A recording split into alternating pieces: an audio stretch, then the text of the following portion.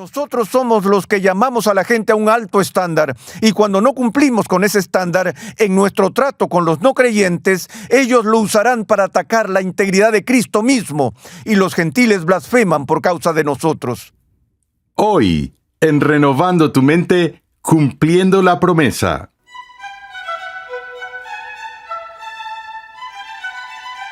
Cuando asumimos un compromiso, se espera que lo cumplamos porque hay otras personas que esperan y confían en que lo hagamos.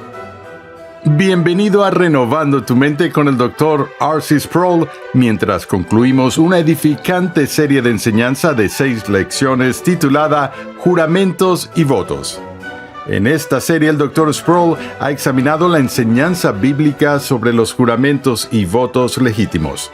Examina pasajes del Nuevo Testamento que parecen prohibir los juramentos y explica por qué nuestras promesas son importantes para Dios. Al demostrar que toda la Escritura afirma la validez de los juramentos y votos legítimos, el Dr. Sproul también nos llama a imitar a Dios cumpliendo nuestros juramentos. Con frecuencia los creyentes inventan excusas cuando rompen un voto o una promesa. Algunos alegan que no pueden cumplir el voto. Otros afirman que no es necesario cumplir el voto porque la persona a la que se hizo no es creyente. En todos estos casos y en muchos más, se usan argumentos ilegítimos para justificar la ruptura de un voto. Acompáñame al salón de clases a escuchar una vez más al Dr. R.C. Sproul mientras concluye nuestro estudio de los juramentos y votos, examinando algunas de las formas en que las personas intentan eludir su obligación de cumplir sus votos. Continuamos ahora con nuestro estudio de la postura bíblica de los juramentos y votos sagrados en referencia a las promesas que hacemos como personas. Recientemente, nuestra iglesia ha estado involucrada en un proyecto de construcción y la gente está muy entusiasmada de que tengamos nuestro propio edificio y que no tengamos que usar instalaciones prestadas, lo que hace que sea muy difícil llevar a cabo un programa completo de la iglesia. Algunas personas, por supuesto, son de la opinión de que nunca se debe construir una iglesia pidiendo prestado fondos de bancos. No comparto ese punto de vista y nuestra congregación está comprometida en asegurar una hipoteca para que podamos construir nuestro santuario. Pero una de las preguntas que hizo el banco cuando solicitamos una hipoteca para un edificio, préstamo hipotecario, no es solo cuál es el patrón actual de donaciones que hay en la congregación, sino que también analiza las promesas de pagos futuros para el edificio de la iglesia. Es decir, tienes una campaña de construcción y la gente hace promesas. Ahora, una de las cosas de las que nos damos cuenta cuando estamos involucrados en una campaña de capital como esa en la iglesia es que cuando llegan las promesas sería extremadamente imprudente presupuestar según el 100% de las promesas. La regla general es que nunca se debe esperar recibir más del 80% de las promesas que se dan. ¿Qué dice eso? ¿Qué dice eso sobre la seriedad con la que hacemos nuestras promesas y hacemos nuestros compromisos? Bueno, hay razones, obviamente, por las que la gente no cumple las promesas que hace. Es una realidad, es decir, toda iglesia tiene que enfrentar esto. Pero miremos hacia atrás a la sección 4 del capítulo 22 de la Confesión de Westminster. Un juramento debe hacerse en el sentido claro y común de las palabras, sin ambigüedad o reservas mentales. Dicho juramento no puede obligar a pecar, pero en todo lo que no sea pecaminoso, habiéndolo hecho, su cumplimiento es obligatorio, aun cuando sea en perjuicio propio. De modo que si te prometo algo y las circunstancias cambian en mi vida, o como dije la última vez, si aparece algo mejor y que para mí cumplir mi promesa sería hacerme algún tipo de daño a mí mismo, lo que la confesión dice aquí es que si esta es una promesa lícita, si no es una promesa de hacer algo malo, estoy obligado por esa promesa a pagar. Por eso tenemos la amonestación bíblica y la advertencia que Dios dio a su pueblo: es mejor que no hagas votos a que hagas votos y no los cumplas. Porque cuando se hace un voto, cuando se promete, te atas a una obligación que no puedes, a los ojos de Dios, romper impunemente. Y por eso tenemos que animarnos unos a otros, incluso en la iglesia. Si vas a hacer promesas, ten cuidado, piénsalo antes de hacer esa promesa. En la pequeña obra extra bíblica de la iglesia primitiva llamada la Didaqué, o la enseñanza de los 12 apóstoles, que era un resumen de la enseñanza de la iglesia primitiva, hay mucha enseñanza en este breve documento sobre el dar limosnas, dar donaciones, etc. Y uno de los aforismos de sabiduría que está contenido allí son estas palabras: que tu limosna sude en tus manos antes de darla. Ahora, algunas personas piensan que eso significa dejarlo sudar en tu mano para siempre y nunca soltarlo. Pero eso no es lo que están diciendo. El punto aquí es la precaución. Ten cuidado antes de hacer una promesa, porque una vez que haces la promesa, entonces es tu deber cumplir esa obligación autoimpuesta, incluso si es para tu propio daño. Y de nuevo, esto es algo de lo que tenemos que hablar. Vemos esto no solo con respecto a los cristianos que hacen promesas en la iglesia y no cumplen con sus obligaciones, que es algo que sucede todo el tiempo, sino también en nuestros asuntos diarios. Vivimos en una sociedad de tarjetas de crédito y no pasa un día sin que, al escuchar los programas de radio, oigas todo tipo de historias terribles acerca del gran número de personas aquí en Estados Unidos que han acumulado grandes deudas en sus tarjetas de crédito, deudas que no pueden pagar y están gastando dinero que no tienen por medio del uso de ese plástico. Bueno, cada vez que se carga algo en la tarjeta, entras en un acuerdo de pago.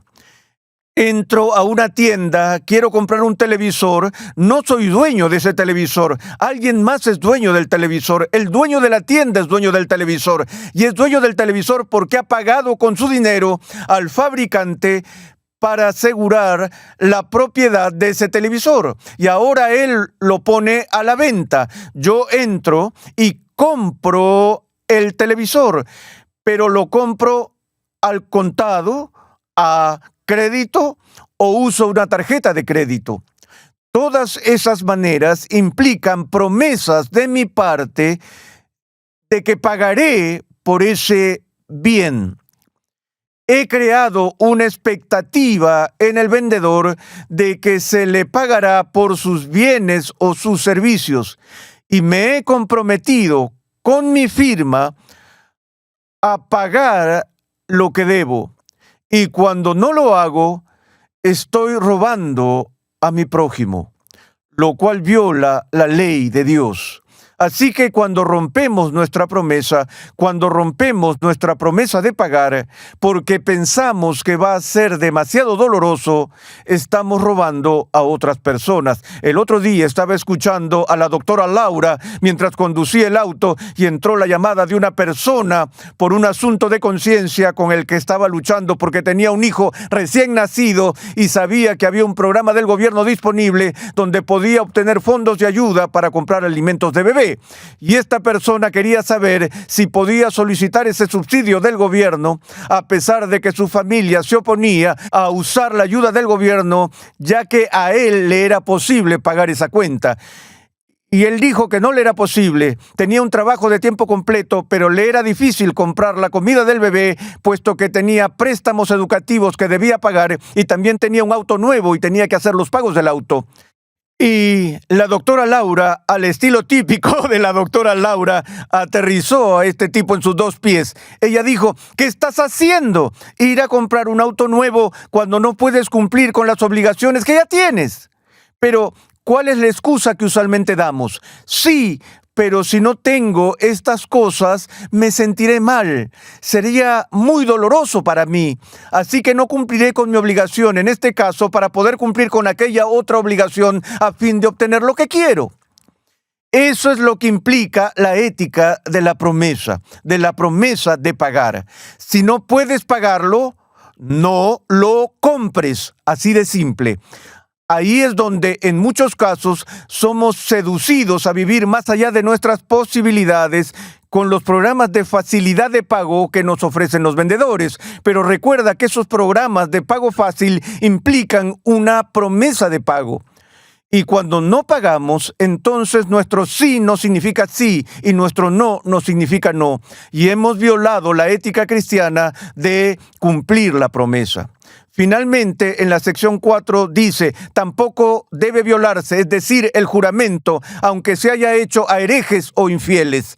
Esto es más espantoso aún, puesto que a veces los cristianos dicen: sí, sé que no le pagué, pero él no era un creyente, no es un hermano, así que no estoy obligado a cumplir mi promesa a ese vendedor impío de la tienda o a ese comerciante pagano de la esquina donde compré mi televisor.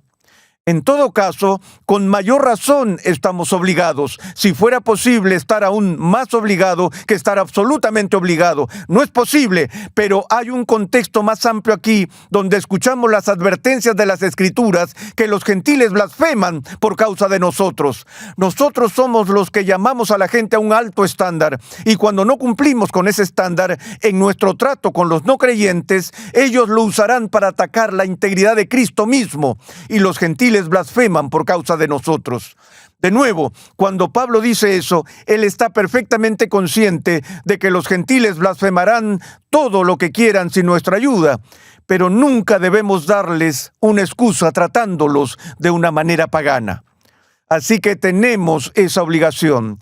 La sección 5 dice: el voto es de naturaleza semejante a la del juramento promisorio y debe hacerse con el mismo cuidado religioso y cumplirse con la misma fidelidad. En otras palabras, eso es solo un ídem de todas las cosas que se han hecho hasta ahora con respecto al juramento. Lo mismo aplica a los votos. Y en la sección 6 leemos: el voto no debe hacerse a criatura alguna, sino únicamente a Dios. Por lo tanto, para que sea acepto, debe hacerse voluntariamente, con fe y conciencia del deber, de manera grata, por la misericordia recibida, o para la obtención de lo que queremos. Por medio de aquel voto, nos obligamos más estrictamente a cumplir los deberes necesarios u otras cosas en tanto y cuanto nos conduzcan al adecuado cumplimiento de ellas. Otra vez tenemos esta repetición de lo importante que es que los votos, en cuanto a los juramentos, sean jurados por el nombre de Dios y no por alguna cosa creada que nos lleve a la idolatría, como ya lo hemos visto. Pero es interesante que una de las cosas importantes que se enfatiza aquí es que el voto debe ser hecho voluntariamente. Realmente no debería existir tal cosa como una boda arreglada, donde alguien es obligado a casarse con otra persona. Hacer un voto, obligar a alguien a hacer un voto, es una negación real del voto. La esencia del voto es precisamente que se hace de manera voluntaria y libre.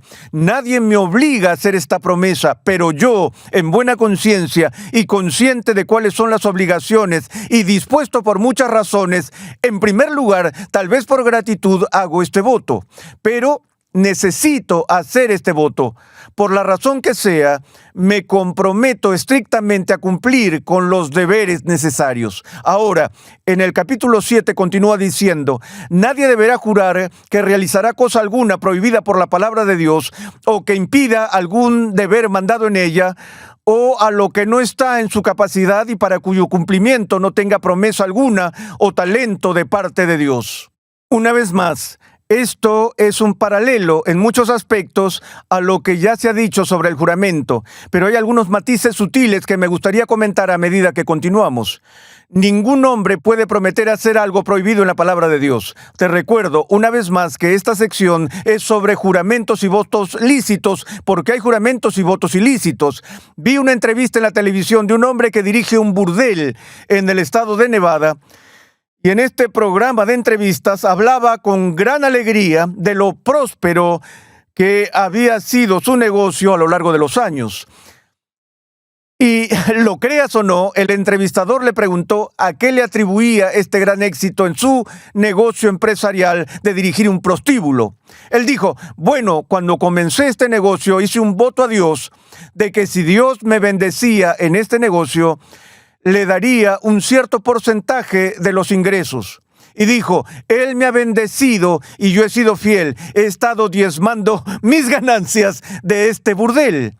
Y lo dijo con toda seriedad en televisión nacional. Yo dije, ¿no ves que es ilegítimo? Insultas a Dios prometiéndole que vas a hacer algo para beneficiar a Dios o al pueblo de Dios si Dios te bendice en una empresa que Él ha prohibido.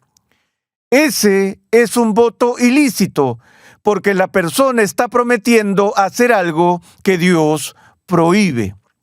Algo más que encontramos aquí es que no debemos hacer votos que no esté en nuestro poder cumplir o para los cuales no podamos estar seguros de tener la capacidad de cumplir. Hace poco utilicé una ilustración sobre esto en una serie de nuestra iglesia, sobre cómo realmente esto me enredó en un lío espiritual el primer año de mi vida cristiana. Yo fui una de esas personas que de muy joven se convirtieron radical y repentinamente de un estilo de vida muy mundano y llegué con muchas cosas de mi pasado a la fe cristiana, y una de esas cosas era que yo había sido un fumador empedernido. Y cuando me convertí al cristianismo, me convencieron de que eso estaba mal y que tenía que dejarlo. Y traté de parar, pero no tuve éxito. Y oré al respecto y luché con eso. Y la gente me hacía pasar un mal rato, ya que eran cristianos que dudaban de mi conversión, mientras yo estaba teniendo todo tipo de luchas. Estaba dispuesto a ceder a la desesperación, pero no podía renunciar. Y finalmente, este ministro me dijo, esto es lo que debes hacer. Me dijo, haz un voto a Cristo de que no fumarás. Y añadió, luego tomas una foto de Jesús y la pones en el paquete de cigarrillos, justo debajo de la envoltura transparente, para que después de que hagas tu voto, debido a que amas a Cristo, cuando te den ganas de fumar un cigarrillo, saques ese paquete de tu bolsillo, veas esa foto de Jesús y simplemente digas, te amo Jesús, y vuelvas a guardar los cigarrillos y ya no fumarás. Así que hice lo que me dijo y me puse de rodillas e hice el voto de renunciar, y me avergüenza decirles que no llegué a las 24 horas. Es decir, lo hice durante 1 hora o 2 y miré y fui tentado. Miré la foto y dije, te amo Jesús, y volví a guardar el paquete en mi bolsillo. Después de un par de horas estaba pensando, te odio Jesús. Muy pronto me deshice de la foto. Yo había hecho ese voto. ¿Cómo creen que me sentí? Si antes me atormentaba la culpa, ahora mi culpa se había intensificado más allá de toda medida. Y la insensatez que había cometido fue el hacer un voto del cual no tenía la confianza de contar con la fuerza para cumplirlo. Una cosa es que yo diga, Dios, ayúdame, y prometo intentarlo, o algo así, pero he hecho votos tontos y luego tengo que vivir con el recuerdo de que le hice una promesa a Cristo que luego rompí. Y una de las cosas que aprendí de eso es que debemos ser cuidadosos al hacer promesas como esa. Dije que una de las formas en que hacemos eso característicamente es cuando alguien viene y me dice, si te digo algo, ¿me prometes que no le dirás a nadie? Aprendí hace mucho tiempo a no hacer eso, porque una vez alguien me pidió que prometiera eso y luego que hice la promesa me dijo lo que iba a hacer y se trataba de cometer un acto de violencia contra otra persona. Y yo había jurado guardar el secreto, pero luego caí en cuentas y vi que ese era un voto que no podía cumplir y tuve que decírselo. Le dije, no solo estoy rompiendo este voto, sino que debo romper este voto. De ahí en adelante, cuando la gente me dice, si te digo algo, ¿me prometes que no lo dirás? Yo respondo, no, pero te prometo esto. Dado que no sé lo que me vas a decir, te prometo ser tan responsable como me sea posible con la información que me estás dando. Pero vas a tener que confiar en que seré responsable con la información que me estás dando. No te voy a dar una promesa general sin saber a lo que me estoy comprometiendo y no está bien que me pidas que lo haga. Y esas son cosas que aprendemos, que debemos tener cuidado de que cuando hagamos nuestros votos y nuestras promesas, que nos comprometamos a aquello de lo que tenemos una seguridad razonable de que podemos cumplirlo.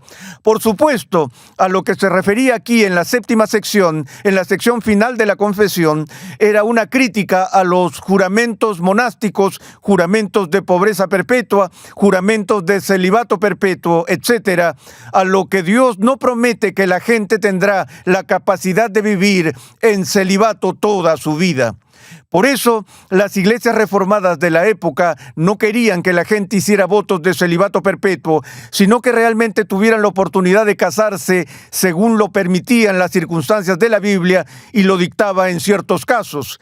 Pablo dice que mejor es casarse que quemarse y reconoce que algunos, no todos, son aptos para una vida de soltería y que no debemos hacer votos de manera apresurada en ese sentido. Entonces, en resumen, lo que todas estas cosas significan es, pueblo cristiano, tengan cuidado con sus palabras, tengan cuidado con sus promesas, porque Dios quiere que seamos personas en cuyas palabras se puede confiar.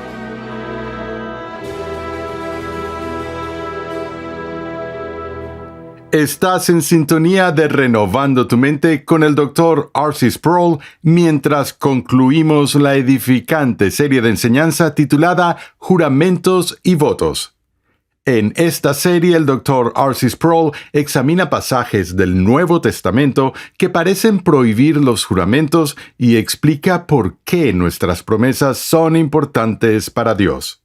En un momento regresamos con un pensamiento final del Dr. Sproul. Pero antes, recuerda visitar nuestra página web renovandotumente.org, donde podrás solicitar gratuitamente la guía de estudio de esta serie. La Biblia de Estudio de la Reforma cuenta con más de 1 millón de palabras de explicaciones versículo por versículo y temáticas, con la colaboración de 75 distinguidos pastores y teólogos de alrededor del mundo, liderados por el Dr. R.C. Sproul. La Biblia de Estudio de la Reforma está cuidadosamente elaborada para ofrecer una experiencia de lectura, estudio y discipulado sin precedentes para cada edad y etapa de la vida cristiana. Adquiérela hoy mismo en tu librería favorita o para más información visita la página web bibliadeestudiodelareforma.com. Estamos llegando al final de la serie Juramentos y Votos. Considera tus propias promesas a los demás, a tu cónyuge, a tu familia, a tu jefe, a tu iglesia. Piensa en la importancia de la honestidad transparente en todas tus palabras. En el futuro, piensa detenidamente en lo que está en juego antes de hacer votos a nadie. Si haces un voto legal, cúmplelo. Para concluir esta serie, pasemos de nuevo al Dr. Sproul, que tiene un comentario final para nosotros. Creo que es sorprendente ver la respuesta del pueblo estadounidense a un movimiento llamado Promise Keepers, cumplidores de promesas. Y Promise Keepers ha tenido sus problemas con ciertos debates teológicos y otros asuntos. Pero aparte de eso, permítanme decir que toca una fibra sensible en nuestra cultura y particularmente entre los hombres. ¿No es interesante que la organización o el movimiento se llame Promise Keepers? ¿Y por qué algo así podría atraer a decenas de miles de personas a las manifestaciones, excepto que ya estamos experimentando en nuestra cultura la destrucción de nuestras instituciones sagradas que ocurre cuando las promesas ya no significan nada? La santidad del matrimonio, la santidad de los votos que se hacen para la membresía de la iglesia, la santidad de los votos ministeriales, los votos de ordenación. Todas estas cosas que hemos considerado brevemente en las últimas sesiones, pero eso solo resalta que tenemos un vacío en nuestra cultura con respecto a la santidad de la verdad en todos sus elementos. Y no hay elemento más importante para esa santidad que el elemento de no solo decir la verdad, sino practicar la verdad, cumplir lo que decimos que vamos a hacer. Renovando tu mente es una producción de los Ministerios Ligonier, la confraternidad de enseñanza fundada por el Dr. R.C. Sproul. Nuestra misión, pasión y propósito es ayudar a las personas a crecer en su conocimiento de Dios y su santidad. Dios llama a su pueblo a ser transformado por la renovación de su mente. Es por esta razón que transmitimos una enseñanza que expone las glorias de Dios reveladas en la Biblia en el contexto de la cultura, la filosofía, la apologética, la ética y la historia de la Iglesia. Nuestra programación es posible gracias al generoso apoyo en oración y financiero de cristianos alrededor del mundo. Para hacer tu donación, por favor visita nuestra página web renovandotumente.org. Te invitamos a escuchar nuestro siguiente episodio y a unirte a nuestra gran comunidad virtual en las redes sociales.